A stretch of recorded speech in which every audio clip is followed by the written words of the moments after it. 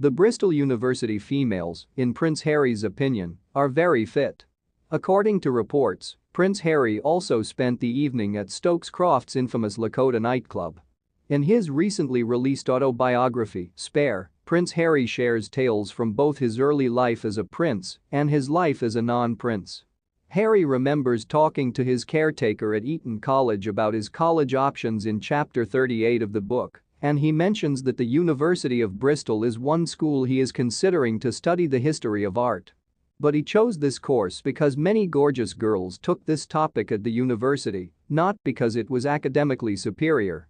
Unfortunately, Prince Harry and his guardian decided that college wasn't the best fit for him, so he was never able to experience what it was like to be a Bristol student and consume his whole body weight in VKs at Fishies or bed Mondays every week. Prince Harry has already interacted with Bristol. According to reports, Prince Harry enjoyed a night out in Stokes Croft's notorious Lakota nightclub in 2007.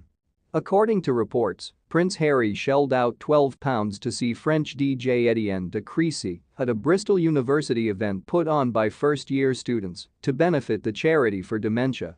There are no documented pictures of Prince Harry at the event because there were no smartphones back then, but sources claim to have seen him partying there with his friends.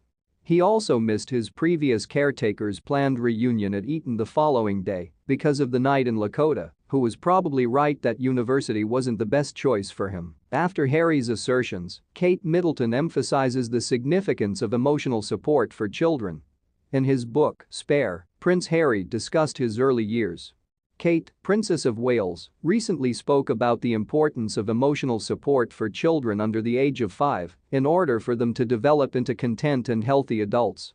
She went into this challenging discussion with TV personality and mental health advocate Roman Kemp, who opened up about growing up feeling extremely loved before pointing out that it was a privilege rather than something given to everyone. The Duke of Sussex previously talked about his own childhood and the lack of emotional display he occasionally saw in his family.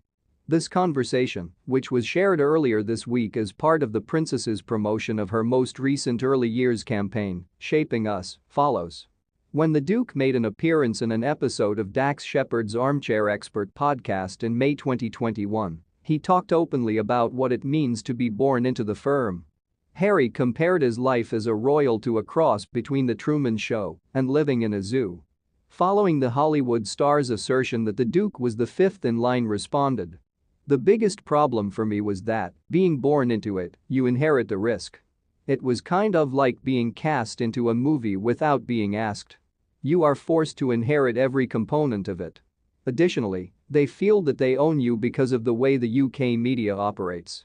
The Duke also spoke about wanting to break the cycle of genetic pain he inherited from his father King Charles during the same podcast, saying, "I don't think we should be pointing the finger or blaming anybody, but certainly when it comes to parenting, if I've experienced some form of pain or suffering because of the pain or suffering that perhaps my father or my parents had suffered, I'm going to make sure I break that cycle so that I don't pass it on, basically."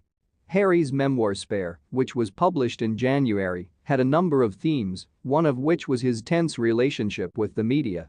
In the book, the Duke of Sussex also discussed how the personalities, roles, and procedure of the firm's members affected the expression of emotions or lack thereof that he encountered there. Harry wrote on the heartbreaking moment when his father Charles broke the news of Diana, Princess of Wales' passing. "Pa did not embrace me.